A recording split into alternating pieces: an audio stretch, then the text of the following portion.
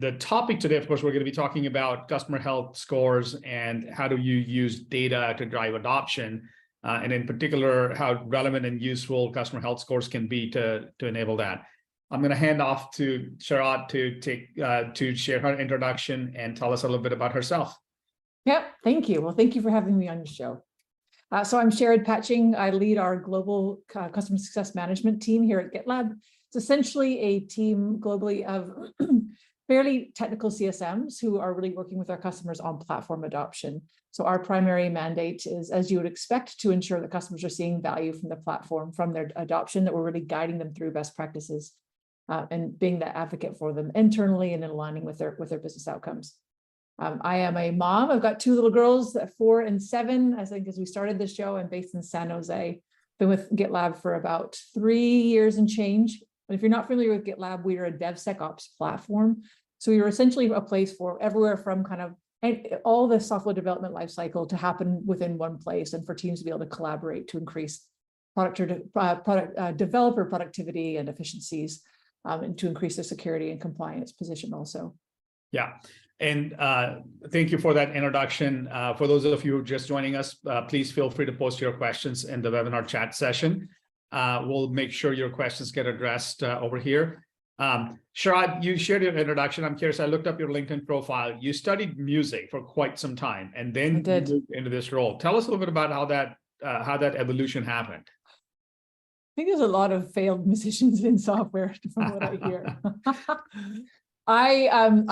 So I studied music. I studied classical music. I grew up in Canada, and at the time, classical is basically what you did if you wanted to do a degree in music. I did that until I was about 30. I'll start giving my age away.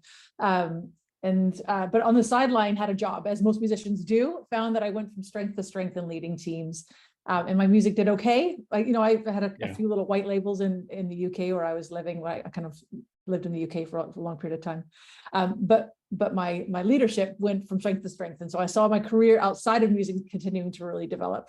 So at 30, I decided that if I ever got famous, I could always quit my job, but in the meantime, I needed to take on something more serious. So at that point, pivoted into tech. Started out by leading a digital agency, that had been leading kind of tech teams and customer-facing teams in tech for the best part of 16, 17 years. Got it. Well, you're definitely going to be famous after this podcast because we're putting you on like 5 different platforms. So, well, there you go. Yeah, we don't quit your job yet, though. This is important. Okay, great. So with that introduction, let's kind of dive into a little bit about your overall sort of role. Like when we last talked, you talked me through a little bit about how your team's organized and the different roles and functions in the team. So maybe take a moment to just acclimatize the audience with that as well. Yeah, you bet. So we have got kind of 2 different sets of segmentation. So one is a sales segmentation. So we think kind of about our enterprise customers and our commercial customers. And then we have segmentation within those as well that I can talk about in a minute. And then we also have CSM segmentation. So kind of we have different naming conventions for them, but they're essentially high touch, medium touch, and pooled. And we have those segments within each of the sales segments. So within enterprise, we've got high touch, medium touch, and pooled. So it really is more about kind of where the customer is, the maturity of the customer, the propensity of the customer to grow, and also kind of the ARR for that customer as well, which determines which CSM segment that customer falls into. Got it. Okay, great. Sherrod, one thing I was really interested by when you kind of shared the different segments and the coverage ratios that you have established. And obviously, GitLab has thousands of customers. But talk to us a little bit about the coverage ratios that you've established for each segment of your team and customer base. Right? I was just mind blown by the range that you have there. Yeah, you bet. So like the ARR and customer count. You mean customer count particularly? Yeah. Yeah.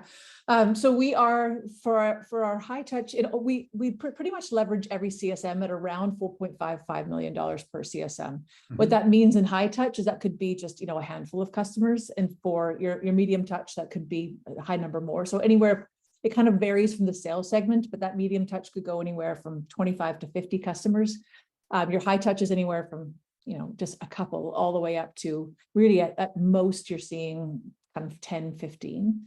And then for our pooled, it can be hundreds of customers that we're able to, because we're really looking across the customer base for key signals through scoring, which, is the point of today's conversation. And then using that. So pooled is less of an inbound model. It's more of an outbound model based on where we see opportunities within the customer base based on data. Great. Awesome. Okay. So again, we'll continue in the conversation in a moment. I just want to mention a couple of people on the call right now. We have a few more attendees that have joined us. Jen, welcome back. It's great to have you here. Sierra, welcome back as well. It's great to have you. I want to introduce Lina Garcia from our team, who will be running the chat for us today and prompting you with questions along the way. So hello, Lina. Thank you for joining us. All right, let me get back to the conversation we were just having. I'd like to, when you kind of shared that kind of coverage ratios, obviously there's a lot of technology that has to enable that breadth, and the revenue number, the ARR number that you've shared with me is actually one of the highest I've heard of in the industry. Mm-hmm. Typically it's in the 2.5 million ARR range. Tell us a little bit more about what your current from a technology standpoint, how are you enabling your teams in terms of meeting some of the objectives, and they're obviously very different from the enterprise to the long tail of your account base. Yeah, you bet. So there are kind of three primary systems that we use. So from an analytics and reporting standpoint, we primarily use Gainsight. So all of our scorecarding is driven through Gainsight. That kind of telemetry happens in a number of different systems, the product usage data, but then that is aggregated and kind of computed essentially for the purposes of scorecards within Gainsight, and then that's presented to the CSMs. Their primary place where they really live is within the Customer 360, where we have a series of scorecards there, as well as kind of rolled up views and dashboarding. We do also use the likes of Sisense and some other BI tools, but really the CSMs primarily live in Gainsight, and then the broader company will use some of these other BI tools. Yeah. The other two systems that we use are GitLab. So we do a lot of kind of actually collaborating with our customers and collaborating with our internal teams through GitLab, the product. If you're not familiar with GitLab, we have essentially issues that are a lot like a Jira ticket. Mm-hmm. And so that's our way of kind of going back and forth. So we kind of teach the customers to fish that way, using GitLab for them to kind of train up themselves, and then Zendesk, of course, for all the support pieces. So those are the three primary systems that we really kind of interface with outside of Salesforce. I mean, Salesforce is kind of the assumed. Yeah, makes sense. Well, thank you for taking us through that. And the part that really gets me interested is the BI part and the data part of things. I think there's a lot of interest there, but you mentioned scorecarding. So let's talk about that for a moment. How's that different from, say, most companies that we talk to have an health score, whereas you've got a more extensive process. So maybe take us through a little bit of that and help sort of delineate the differences between those two and the way that you think about scorecards for your customers. Yeah, no problem. I think you and I talked a little bit about this before, so let me know if I'm going in the right direction here. But I think one of the pieces that's for us is when we think about use case. Actually, let me start by explaining we have use cases. And so when a customer comes to use the GitLab platform, they might start with something like source code management, and that is what we'd call a use case. They then might move to something like continuous integration, continuous development, as you think about more and more of that software development lifecycle.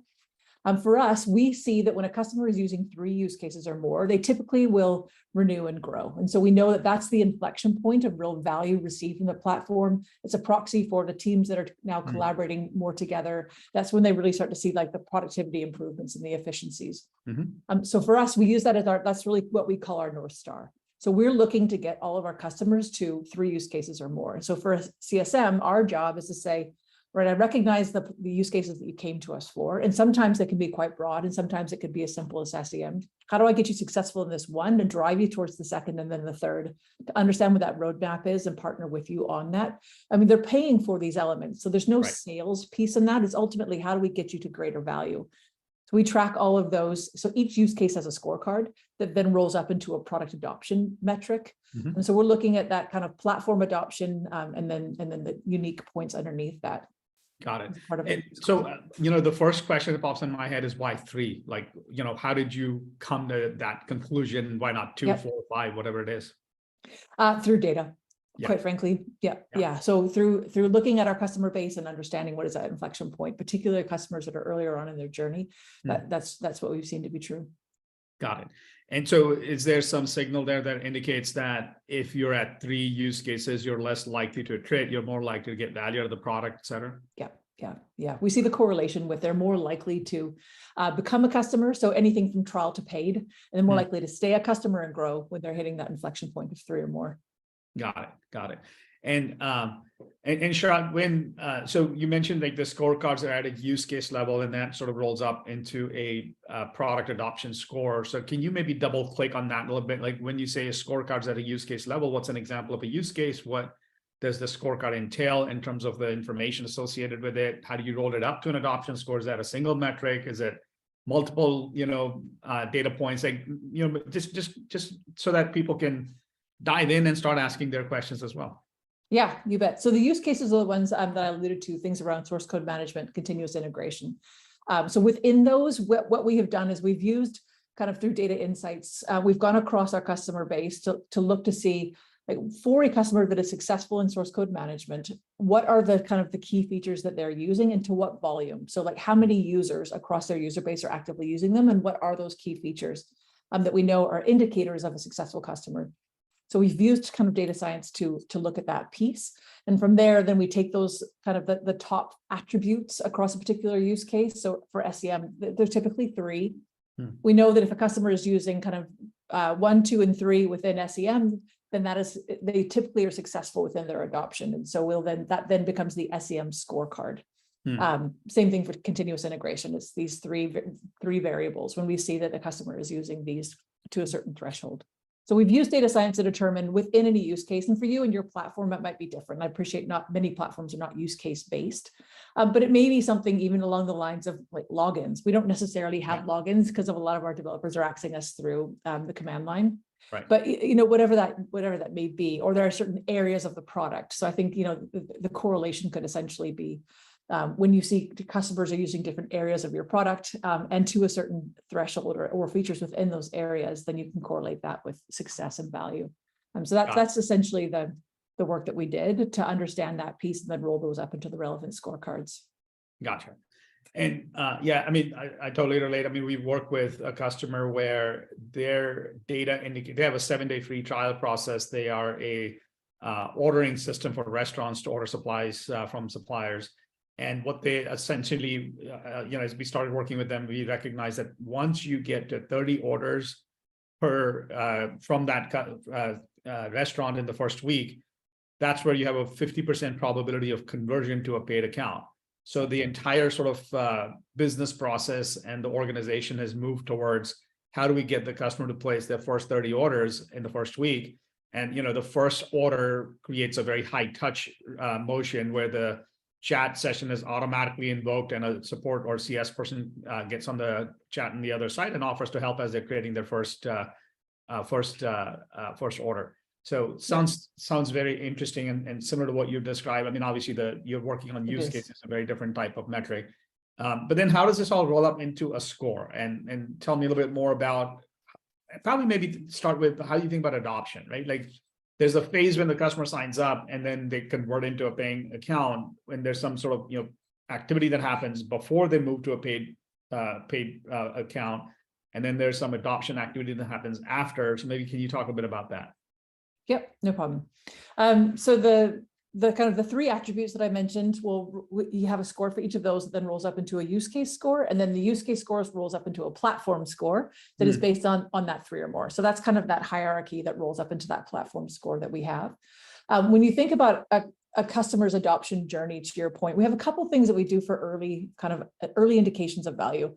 So one of the things we do is just look at license utilization. So we know for us that a customer can get stuck in setup mode, just kind of analysis paralysis on hierarchies and architectures and various things. So we're looking initially to, are they onboarding other users onto the platform, which is an indication that they have gotten past that early decision-making.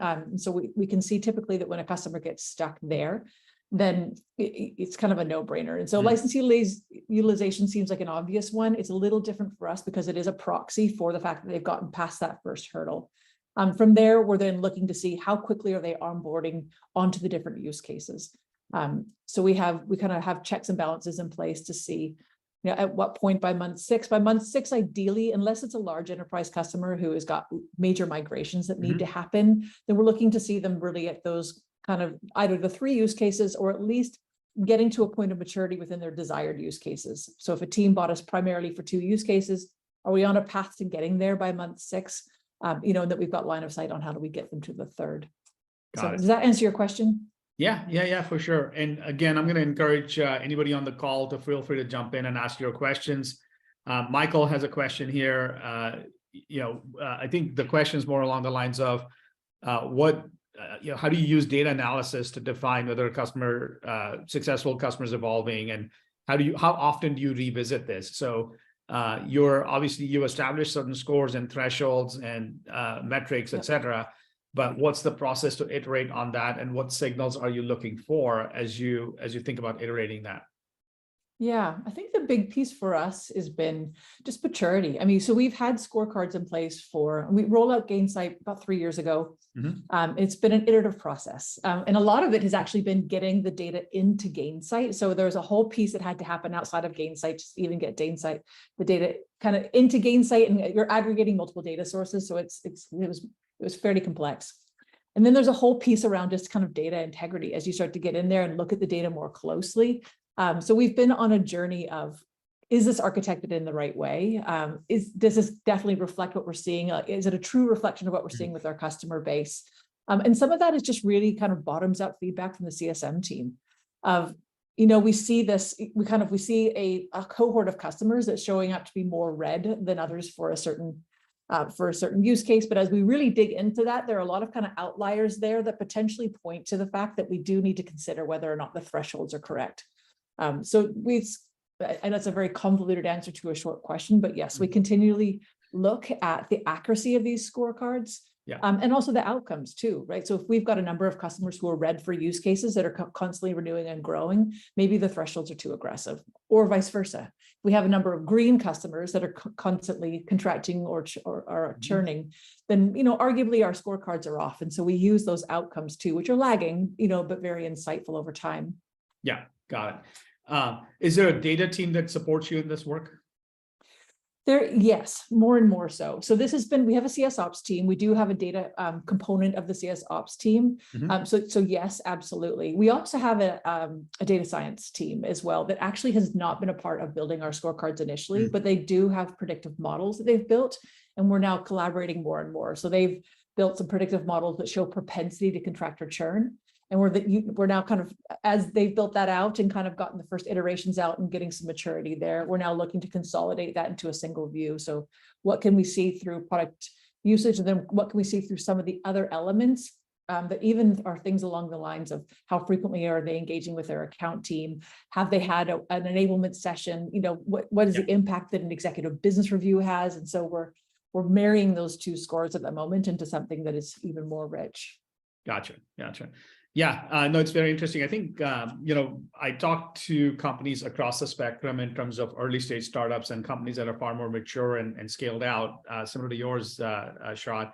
And what's interesting is almost every company that we talk to that's reached your scale, at some point they've introduced a data team first a CS ops function, and then eventually a data team that supports them in some way. Do you have a perspective on when's the right time to introduce this type of kind of data-driven model to run the business? Early. Okay. Yeah, that would be my short answer. I think my long answer is I know we left it too long at GitLab to bring in ops. So you end up having to unwind a number of things because actually the way that the foundation is laid is not how you'd want it. And so I think the faster you scale without ops in place, the more costly that becomes. Well, it's interesting. I mean, that is effectively the mission of what Immersa is doing right now, is to build out these data models and predictive models to where some of the earlier stage companies cannot afford the resources that are necessary to create out these very sophisticated modeling techniques and so on. So, very, very interesting. And do you feel like there's some level of minimum data set that's required to enable these workflows and these scores, et cetera? Like because there are some startups that are listening to this and watching this right now. as founders or as heads of CS or chief customer officers, how should they be thinking about it and saying, like, obviously, if you have 10 accounts and 2 CSMs, you don't need data science, like, exactly what's going on in those accounts. But there's obviously another different threshold at which is like, well, I got to have some data to understand what's going on in my install base. So how would you think about that? What's your advice to folks?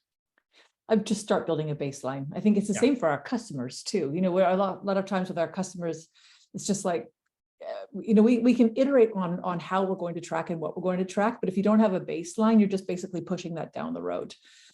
So I think to your question around how much data do you need, some of these things you need at least a year, because we want to be able to see that the relationship between different events and the outcomes around kind of contraction or growth.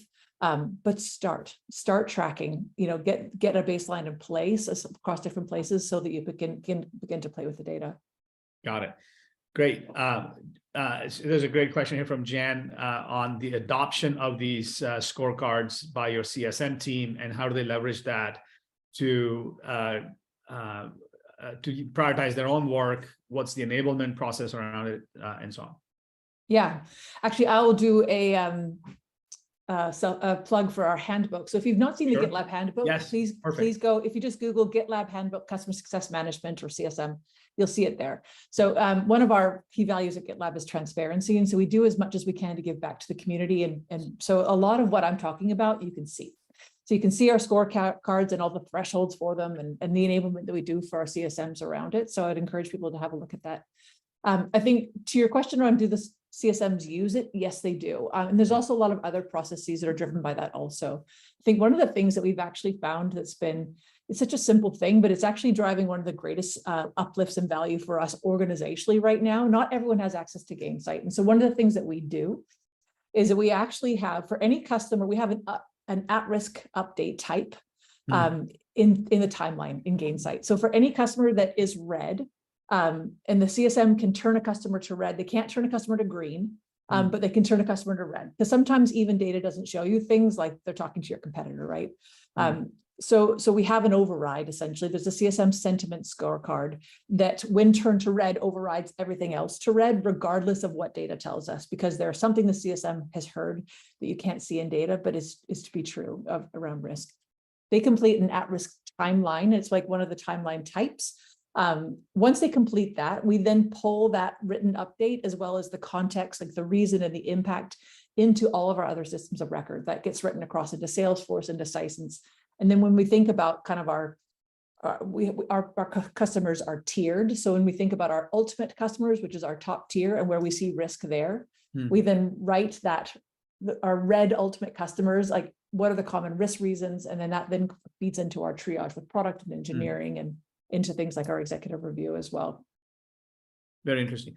First of all, thank you for reminding us to bring up the very open, transparent way in which you've documented all your processes and scorecards and whatnot. And it is available online for folks to look at. I actually did go there a few days back to take a look at it, and it's incredibly rich information for anybody that's interested in this area. I encourage you to go check it out. Brett, thank you for validating that. Looks like you're already using that at Tenable. But coming back to Sherrod, the point, the one thing that struck me in your commentary, like, the CSM can turn it red, but not back to green. So what does that process look like? And why'd you choose to set it up that way? Yeah, you bet. So I think we still work through, and I think one of the things that we have, as we've built out more and more mature scoring, one of the pieces to go from nothing to, which is what we had prior. I think oftentimes, a CSM can find a lot of ownership. They have a lot of ownership in their book of business. And so I think sometimes a CSM can feel like the color of an account is a reflection of them. And it's just not. I mean, there's risk in customer accounts that is not to the CSM's doing. So we want to make sure that, first of all, I just want to call out that, like, when a customer turns red, it's oftentimes based on a number of factors that have nothing to do with the CSM. And so sometimes we find that the sentiment can be a little bit too much swayed towards how it feels in the account and not towards what the data is saying. And that can go. And so one of the things that we have seen historically has been this customer we know is going to contract. So they've gone through a RIF, or there's a competitive threat, or they're unhappy with an area of the product. We know that they're going to contract. However, we had a really positive conversation with them. And so the CSM marks the account as green, which, and it was a very positive conversation, but it was also confirmed that they're going to contract. Yeah. And so that it needs to not, and that, so historically that would overwrite. CSM sentiment was given such a heavy weight in the absence of kind of accurate usage data. And this is going a while back, that would write the whole account to green, and then you would lose visibility of the risk. So as we have more and more trustworthy data that we are able to, we give higher and higher weightings to our product usage scorecards. So you could never have the sentiment of something like where usage is really poor, but we feel it's good, so therefore it's green. Mm-hmm. But the opposite, I'm on a call with a customer and they're richly using the platform, and I'm talking to all the personas, but they tell me that they're going to leave us because they're talking to our competitor. Mm-hmm. I need to have the ability for that to like raise the flag and for alarm bells to sound. And so we give that to the CSM. Got it. Very helpful. And so tell us a little bit about the process of taking a red to green. How have you set that up? So how could you turn it to green? Mm-hmm. Yeah, and who has sort of the responsibility to go do that, to turn a red to green? I see. So it's data driven. So I think So for CSM, specifically when they would turn something from red to green, if there is a contraction that is coming, and then it is overcome. So once that contraction is no longer a threat, so there's no longer, like we have it confirmed from the customer that this is no longer going to contract, or churn, or whatever the case may be, or they're no longer, very vocally unhappy with an area of the product, then that would go back to green. But then everything else is automatic. So we score on a weekly basis. We update all of our scorecards, like from the usage standpoint. And so that just automatically shifts back and forth. Got it. Okay, awesome. Jen had to drop off. Jen, good to see you. Brett, great question here. When a customer tells you that they're shopping competitors, how do you differentiate that as a negotiation tactic versus risk of churn? It's an awesome question. I mean, I'm sure CSMs struggle with it all the time. It is. I'm not sure that we have the complete answer to that either. I think a big piece that comes to mind is just confidence in how much value they're receiving from the platform. So do you have a good success plan in place? Do you know if they're actually getting value, business value? There's a big difference between they're just using all the features, but actually they haven't improved the productivity or efficiencies haven't improved, versus we do know that they have improved. So, if we have the success plan in place and we know that we're making progress towards their desired business outcomes, and also the utilization of the platform is good, it is much less likely. I mean, just to unwind us as a business critical application is, it's no joke. Yeah. So, yeah. Brett, this is something we've been thinking about as well at Immersa. And one of the things that, obviously, like we're anchored around product usage. So one of the things that our team has actually done is we watch for usage data across all users in every account, aggregate that at the account level, and then we look for any shift in patterns. So there may be a seasonal pattern. There may be, other patterns that are relevant. Then you look back at the history of your data. So we sort of extract that out and set that aside. And then we look at the rest of the trend and say, is the trend actually going up or is it going down? And we've actually seen for a number of our customers where a decrease in or a shift in the slope of that trend. So, it was going up or staying flat and now it's going down. That is a clear indication that there is some risk of churn. And so there's some work there from a data science perspective that our team is happy to talk to you and share with you what they're working on. But we've seen that with some of our early customers that we work with on this, is there's actually a very relevant signal. So that might help you differentiate between risk of churn versus a negotiation tactic. Okay, all right, great. So okay, so I want to go back to something that you covered earlier around the different tiers that you had talked about, and the thresholds that you had established at each tier for the different metrics. How did you determine the tiering, and how often does that change? Like an annual process? Is it more frequent, less frequent? What does that look like? Like which customer belongs in what tier and how many tiers you have? Yeah, it does change annually. Okay. We continue to learn and mature on this. And so our goal is to, be able to be as efficient as we can and really, but whilst ensuring that the customer experience remains excellent. And so as we mature, then we continue to consider which customers are kind of best appropriated to which segments. I think you and I had spoken actually last week about something. So we have just rolled out new sales segments in enterprise that are based on the propensity to spend. So we call it LAM. It's essentially landed available market. So if your total addressable market is what is out there, your landed available market is, essentially we sell to developers or people, who are the product people who are part of that software development life cycle. So it's a big difference between a manufacturing company with a very small software development versus kind of a high-tech company. So for us, it's all about, what is the propensity to still buy within that customer? And then we have segmented those. So we actually have 2 customer cohorts now in enterprise. One is more of an outreach, and the CSMs are in the kind of the high LAM or the high available landed market. The CSMs are like hyper focused on new business units and how do I build that use case to kind of really advocate that into new units that are less familiar with GitLab. It's more of an outward motion.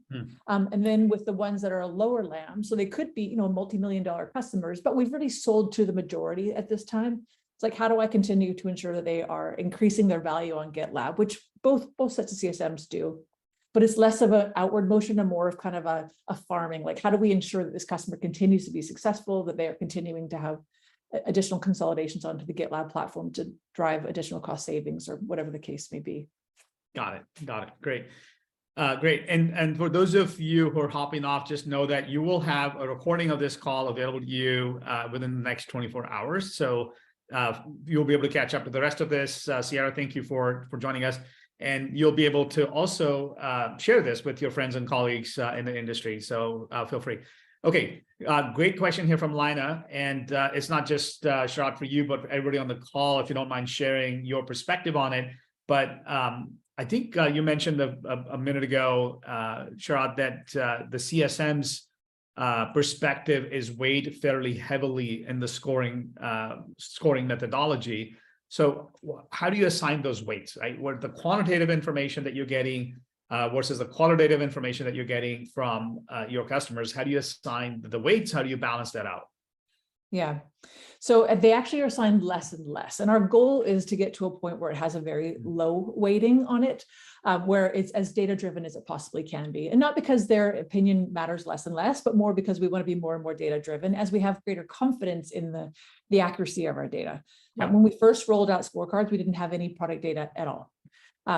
So it came down to, the CSMs, we need to really lean very heavily on your read of the account. And then we use the handbook for defining what does green mean, what does yellow mean, what does red mean, right? So it's like, how do we, this is what we consider to be each one of those. And then we need to lean really heavily on the CSMs for their insight into an account. We continue to do so. I mean, the CSMs still have a read on an account that will be hard to see through data. But as we've matured, then we've been able to lean more heavily on data points. So we no longer, in the old days, the CSM sentiment scorecard had a weighting of something like 52%. So if it went to green or red, it could swing everything else either way. Whereas we're looking to reduce that over and over time while we introduce more. And we look at a number of different things. So success planning is one. We have a number of different attributes in place to help us determine whether or not a success plan is in a healthy place. And that has a fairly high weighting. We look at the personas that are engaged. So are we just talking to one person or are we talking to 3? When's the last time we talked to an executive sponsor? When's the last time that we led an enablement session with that customer? Our product is really complex. And so are we out there proactively enabling? And then, of course, we look at the data pieces as well. Support tickets is another. Have they not ever opened a support ticket? Are they opening a ton of support tickets all of a sudden? So there's a few different things in addition to the product usage data, and each one of those has a weight. I don't know them off the top of my head, but so less and less of the CSM sentiment scorecard over time, just simply because we'd like to be more and more data driven. Got it. Awesome. Okay. Super helpful, Sherrod, this last sort of points that you just made.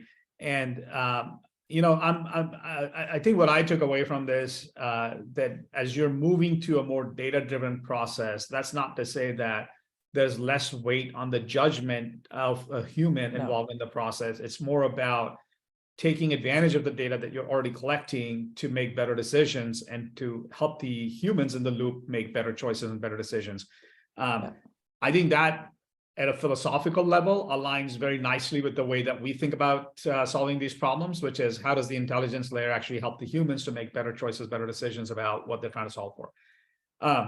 Okay, so I want to go back a little bit to, so first of all, for anybody on the call, if you have questions, now would be a great time to jump in. Please go ahead and raise your questions. We're approaching the last few minutes of our podcast today. And I actually, I want to go back to a very different sort of question here around, you built a strong team. I think the last time we talked, you said there were about 100 people in the organization that you're managing. Tell me a little bit about what skill set you look for and how's that changed over time, right? So as this shift is occurring into sort of a data-driven organization, anybody who's sort of driving that transformation, how should they be thinking about what they're looking for in CSMs when they're hiring them? Yeah, it's a hot topic. Yes, it is.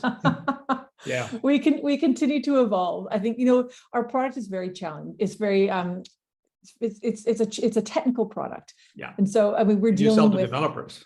We sell to technical people. Yeah, that's right. Yeah, and so I think we have been all over the map on trying to figure out exactly what does the right profile look like. There's definitely a natural curiosity.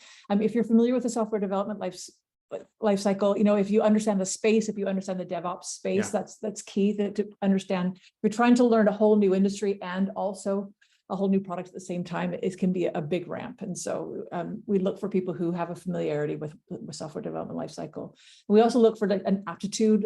We actually ask for a kind of demoing of the product through the interview process. So maybe you don't know GitLab, but do you have a capacity to learn and the aptitude to learn and be able to speak to some of these things?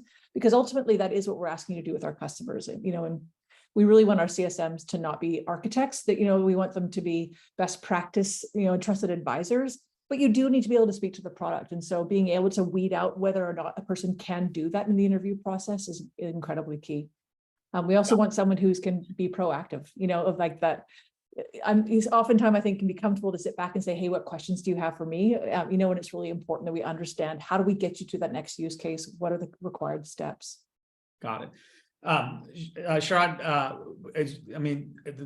in Silicon Valley, where we both are, the rage right now is ChatGPT and AI, and is it going to replace humans? And somebody actually posted the other day a question to ChatGPT and said, what skills and what professions do you think you're going to be able to replace in the near term?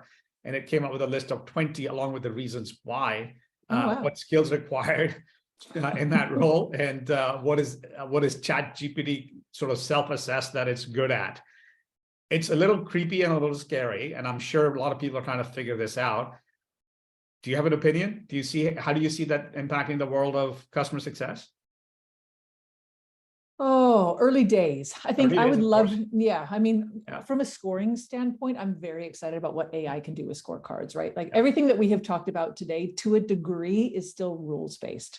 When it comes to truly machine learning based, then that is a game changer. I think, we are close to the capacity to do that ourselves too, and that the propensity models that I talked about, those are machine learning. So I'm really excited about where we can go through machine learning and through AI and moving away from rules-based scoring. I think when it comes to whose job is going to be replaced, I'm not sure. I've seen enough inaccuracy out there that I think we have a little ways to go. You can ask ChatGPT some things and get some very strange responses. Yes.